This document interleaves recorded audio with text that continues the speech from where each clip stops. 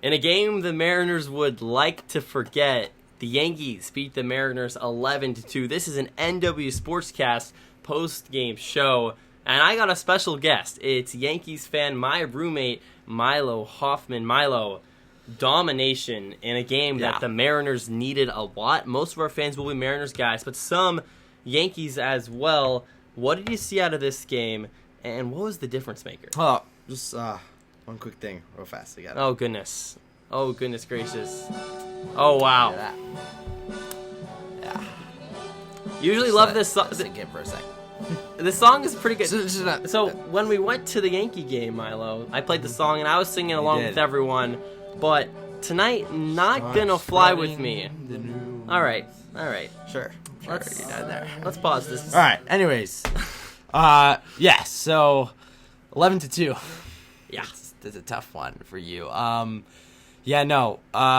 taking a lot to get into this here. I'm really thinking about it. When you walk Gleyber Torres as much as you did, when you let the number 9 guy get on, bad things are going to happen when you play this team because we have Aaron Judge and Juan Soto at that 2-3 spot. And you saw it happen just, 3 times. With 2 outs, Judge came through, and then with 2 outs again, Juan Soto came through with that huge, just ginormous homer to really put this game out of reach.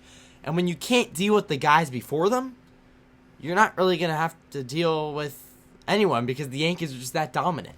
Yeah, I actually thought Bryan Woo wasn't bad today until it came with 2 outs. And then incompetency from Bryan Woo. Look, guys, I think this game, from a Mariner perspective, was lost in the bottom of the first. Bases loaded. You're already down 2-0, but that's something you can kind of battle back from. And then, you got 2 outs, a 3-0 count, and Victor Robles decides to get a little too fancy. To Robles, not to his credit, but I did see where he was coming. It looked like there just was no earthly idea about what was happening in the game. He was looking down at the rosin bag, but you gotta think, weigh the risk, weigh the reward. That is not something you do. True. That was one of the dumbest plays I've really seen this year. Yeah, that was boneheaded. That was dumb. Are you kidding me? You have a 3-0 count. Luis Gil's pitching. Now, Luis Gil's great. He's nasty. I love Luis Gil, but he's walked the most batters in the MLB this year. Literally, he leads the league in walks. Yeah. You're up 3-0. How do you do that with the bases loaded? I understand, he was that close at getting in a run. And sure, then you're 3-0 to, maybe you walk the bases loaded again and now you have a run. But he could have walked home for free. Yeah. It's a 3. It doesn't matter. Could have. Yeah. 3-0 count. What are the chances that Gil throws 3 strikes straight? Not a lot. Not super high. You gotta think he's an MLB pitcher, but let's say he finds a strike at 3-0. Now you're 3-1. A, you're in a hitter's count, but B, there's another opportunity. Gil throws another ball. Then let's say there's another strike. You still got one more to work with. Now 3-2, couple of outs, bases loaded. Okay, maybe if Gil's doing the same thing, then I can kind of see stealing home. But even then, you got to think, weigh the risk, weigh the reward. That was not worth it at all. So then that happens. So now you're down 2-0. Bryan Woo has to trot back out onto the field. He would have thought you would have gotten him a couple runs to kind of give him some life, put this back into a real game. And then top of the second, what happens? The same thing. Aaron Judge, couple of outs, comes up, and Aaron Judge does what Judge does. Yeah. I'm not mad about that. I'm mad about what happened with 2 outs, nobody on. That's what I'm saying. You cannot let that happen if you're playing against the Yankees. Because as a Yankee fan, I've been following the team for the entire year very closely, obviously. And when you isolate Judge and Soto, meaning you put them on with no one on, you put them up to the plate, and there's no one on. How much damage can they do? The worst thing they can do is hit a solo shot, and I've seen that just countless times. I've seen the Yankees lose 4-2. You can survive solo shots. 3-1. You can survive solo shots, but you cannot survive 2-out rallies, 2-out hits that score more than a run, and that happened so many times tonight. And Yeah, I mean, Aaron Judge, obviously we know he's probably the best player in baseball right now. Like, you just can't give that opportunity to him. You can't. And from there on out, the Yankees had the Mariners in this one. Just was not competitive, was not close. And in a game where the Mariners, they put up 9 hits. The Yankees had 12, and the run differential is 9. That's something that's just not going to fly. The Mariners were unable to hit with runners in scoring position, and the Yankees did it all night long. A few shout-outs. Julio Rodriguez, he goes 4 for 5. If you told me Julio goes 4 for 5, I mean, we're winning this game 100 times out of 100 in my mind. But you see what happens after Julio. Cal Raleigh, Randy Rosarena. What happens before Julio? Victor Robles, Leo Rivas. So then you think they all had 0 hits. Julio Rodriguez is in the middle of those 4 players with 4 hits. So like you said, how much can guys like Soto, guys like Judge do with nobody on? Well, we saw that today on the other side of the diamond with the Mariners. Yeah. Julio Rodriguez, 4 for 5, 0 RBIs. Not going to get it done. That's, it's not going to get it done for sure. And, obviously I'm not a Mariner fan, for all you Mariners fans out there. But obviously I know who Julio Rodriguez is. And I know that Julio's been struggling a lot this year. Yeah. And you have to take advantage of a game where he goes 4 for 5 and he actually leads your team on the offensive side. So that's not great for your franchise player when you don't back him up like that. But going back to the Yankees really fast, I want to shout out Gleyber Torres, who's hitting leadoff for the Yankees. He had another 3 hits today.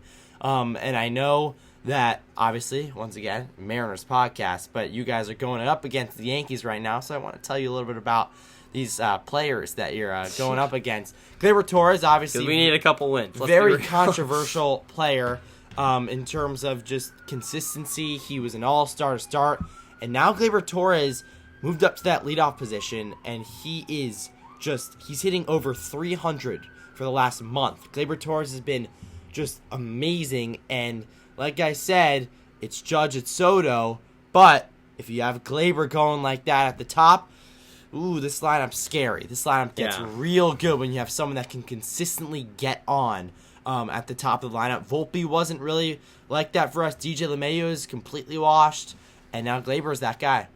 Yeah, Torres. Austin Wells has been great. Another 3 RBI double in tonight's game.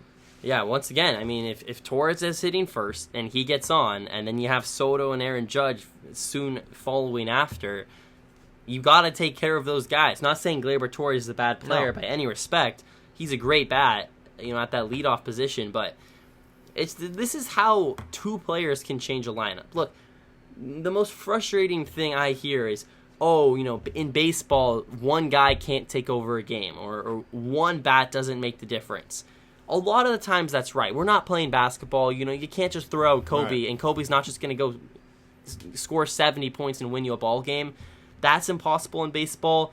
But one guy, and in the Yankees' case, 2 guys, can really shape this lineup in such a meaningful way. Yeah. And where are you guys without Judge and Soto this year? Oh, we're completely nowhere. Now Judge and Soto are the first 2 players. I mean, what's their war? To ever hit 40 homers in a season since Roger Maris and Mickey Mantle. I mean, those are 2 of the greatest players of all time. Yes. We're talking about Mickey Mantle and Roger. Like, this is an unprecedented season. If it's a sentence since Mickey Mantle, it's. Come on. There's a lot of good Yankees between now and Mickey Mantle. No, if the Yankees didn't have Judge or Soto this year, obviously we would not be a playoff team, not even close. Well, it's funny because the Yankees are knocking on the door of winning the AL East. Yeah, 4 games now. Going to the playoffs, that's pretty much locked up.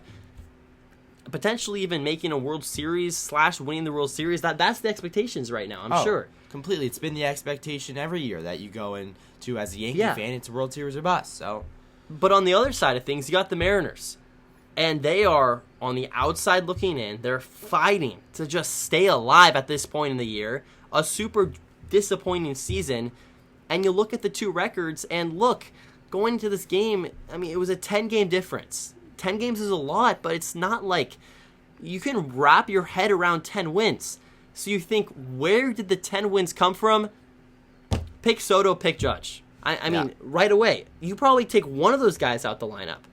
And the Yankees have a very similar record to the Mariners. So for all you Mariners fans saying, like, oh, for example, I'll use Soto as an example. He might be a free agent this offseason if you guys don't lock him up pretty soon. Yeah. Oh, what's Soto going to do? The Mariners were not a big enough market team to land Soto. That's bullshit in my eyes. I mean, that's not going to fly. This Mariner team has raked in more revenue over the last 5 years than any major league team. So for Mariner fans to say, we're just a mid-market team, we can't go out and acquire guys like Soto, that's complete BS. I totally disagree with that. If you're going to win, you're going to have to spend money. Yeah. And you guys paid Soto how much money? A lot.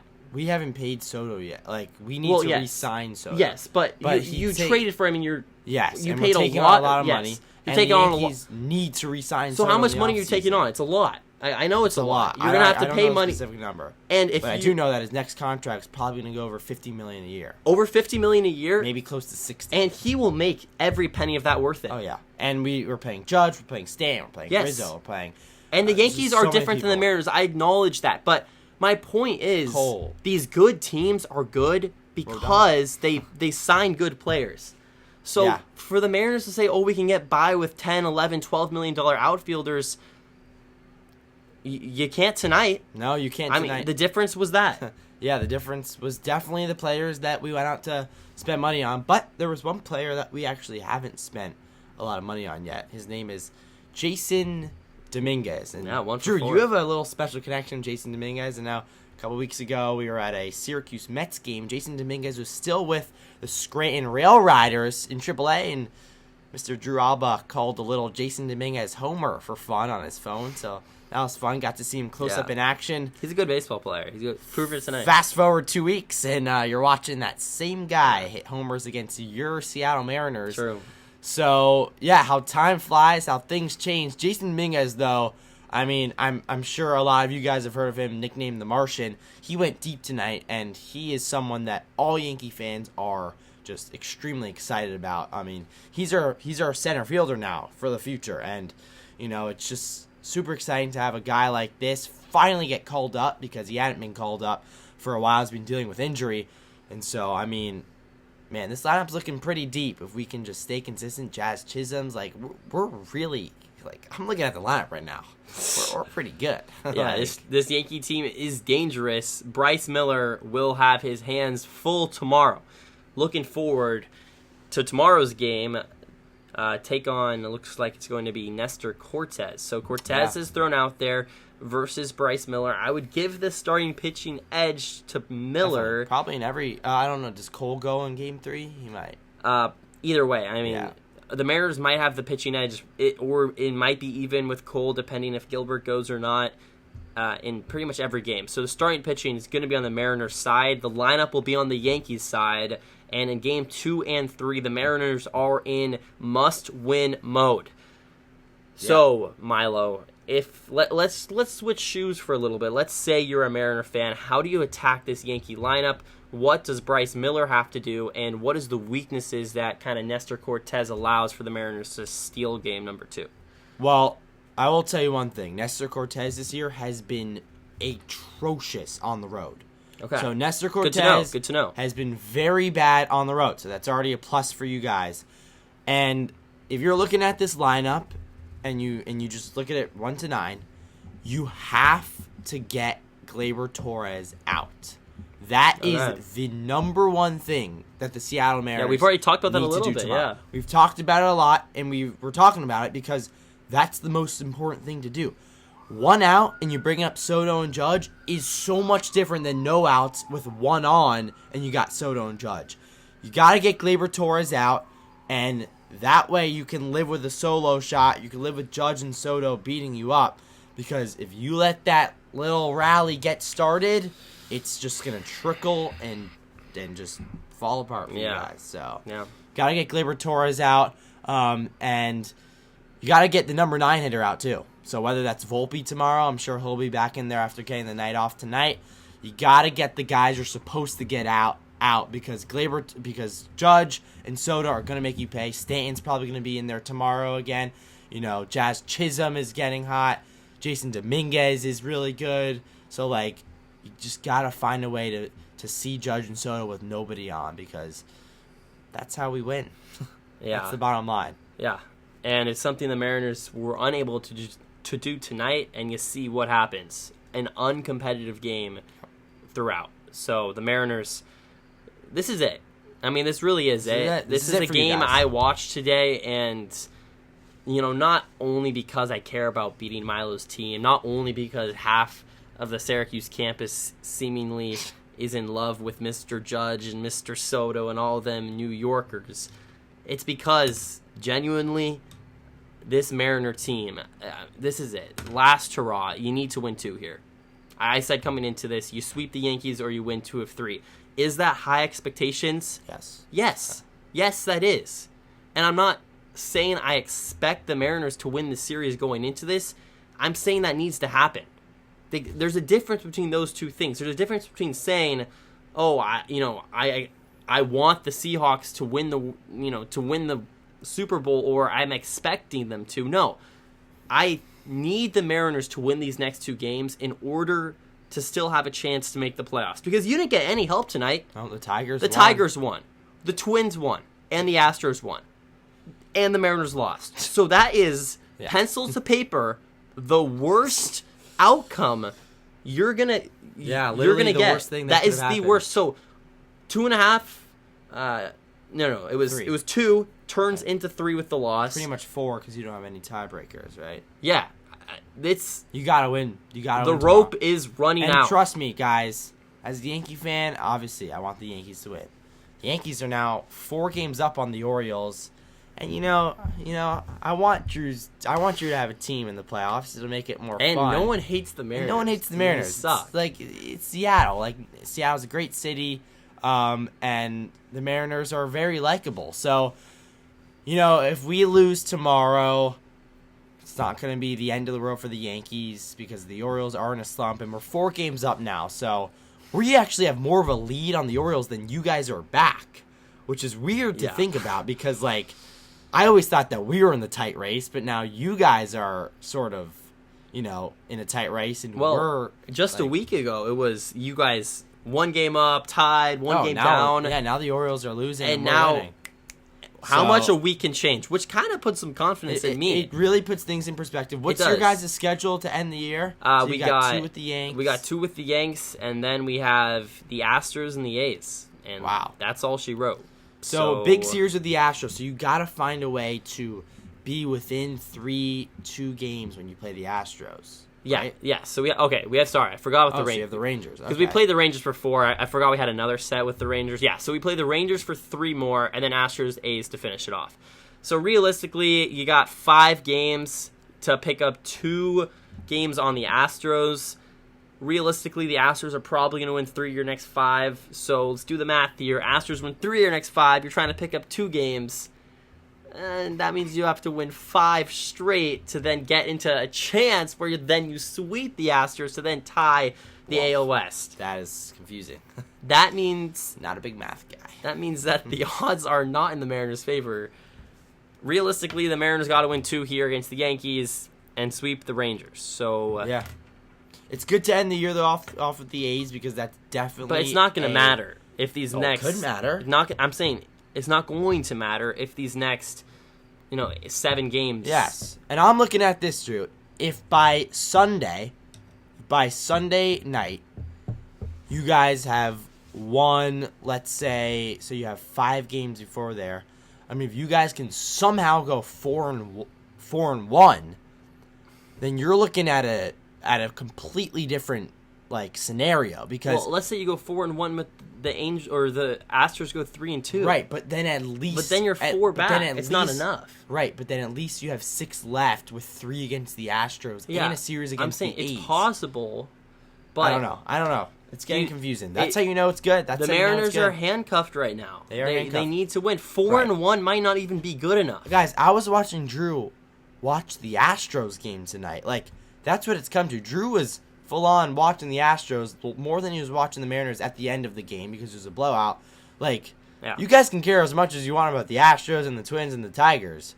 You got to win. Like, nothing is happening if you guys lose and the other teams keep winning. So yeah, name of the game, you got to win. And tomorrow, the Mariners will look to do just that.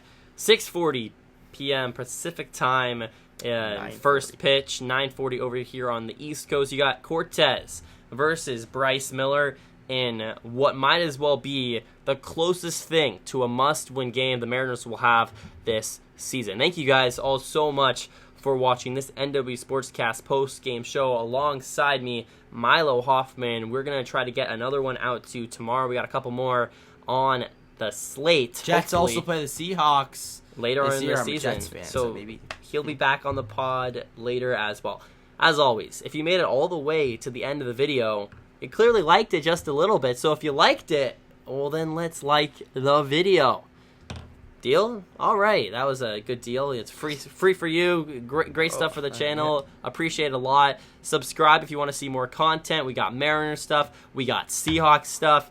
We also have another channel called the Coast to Coast Sports. That's all things NFL, all things MLB, etc. Levi does a lot over there. So if you want to see more Levi, because who doesn't want to see more Levi? He's over there. So go check that out. And as always, this is where I usually point to my guest and they go Mariners, but he'll say go Yankees. So as always, go Mariners. Go Yankees. And let's hope the Yankees lose. Tomorrow we'll be back. We should talk NBA with you guys. All right. That was a low blow. Go Mariners.